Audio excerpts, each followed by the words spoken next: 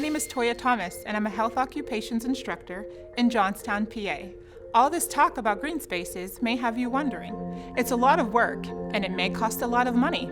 Is it really worth it? Remember, during your social studies lesson, Mr. Rabley explained that research shows green spaces tend to improve people's happiness and health. Right now, we're going to explore the science that proves it. We are going to talk about what happens to our brains when we are exposed to nature. First, we know that the brain has different areas that control different functions. The limbic system is the area that controls emotion, and it is composed of 4 main parts. The hypothalamus, which helps to regulate body temperature, heart rate, and blood pressure. The amygdala, which processes emotion. The thalamus, which helps to relay messages in the brain. And the hippocampus, which plays a major role in learning and memory. We also know our limbic system gets quite a workout with all of the emotions it has to process.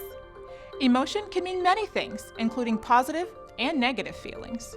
And we all cope with emotions in different ways. Sometimes you might just want to kick back and watch a movie or check out a few funny videos on YouTube. But have you ever felt a time when you were just overwhelmed by emotions? And you just felt a really strong desire to be outside?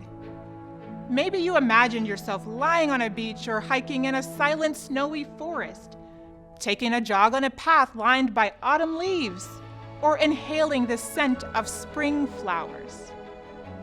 Exactly why do individuals do all of these activities surrounded by scenes of nature? Yes, they probably enjoy doing these particular activities. But it's also because something is happening in the surroundings, causing something to happen in the brain.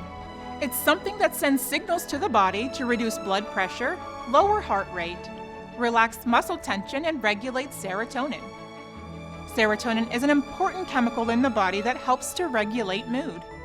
Simply put, being in nature helps us unwind. So what symptoms does your body experience when you're feeling all stressed out? Maybe you have trouble sleeping, or you can't concentrate.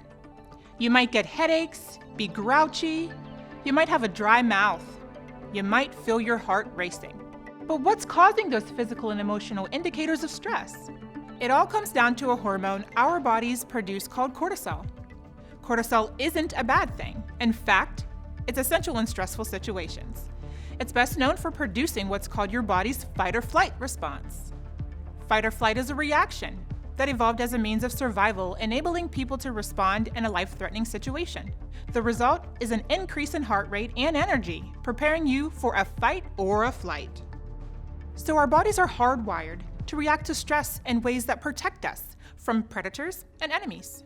You might not face the same types of threats that trigger the fight or flight response in your ancestors, but that doesn't mean that life today is stress-free. On the contrary, the stresses of daily life can add up. Maybe you're experiencing problems with your friends. Maybe money is a worry.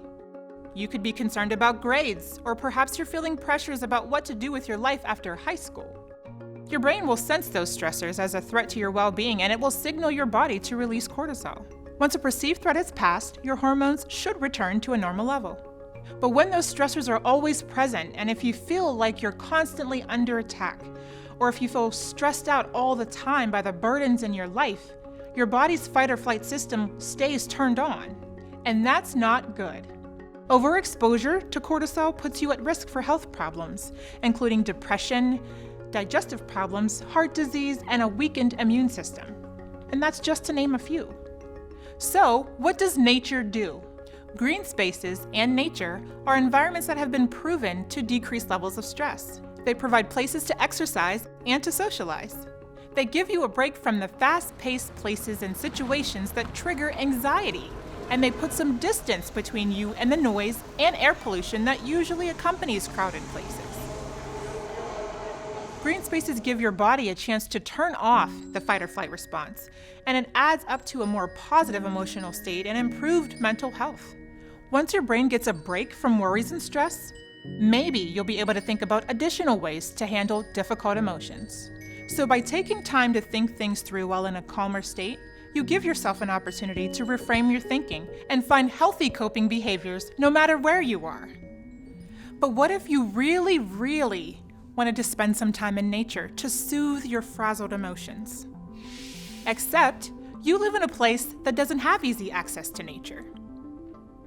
Your poor limbic system could be stuck on emotional overload, and scientific studies show that could contribute to problems with cognitive function, including learning and memory. And your body wouldn't get a break from that cortisol fueling the fight or flight response either.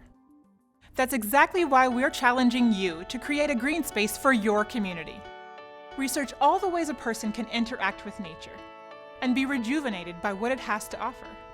Keep those activities in mind as you think about what kind of features you want to add to the green space that you design to promote recreation and relaxation. For instance, bikes require bike racks. Walking and jogging require footpaths. Does your space need pavilions for people to have picnics? Would a skateboard park be used by a lot of people, or would it just take up space?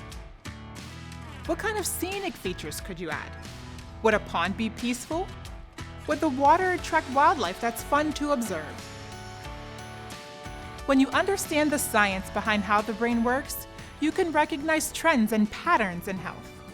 Green spaces improve people's happiness and health, and I can't think of a greater motivation than that to tackle the challenges that we've laid out for you.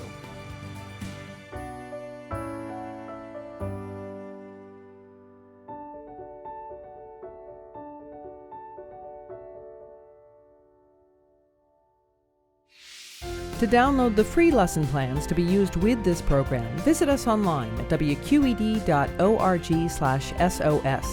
To request a hard copy of the lesson plans, please contact your local school district.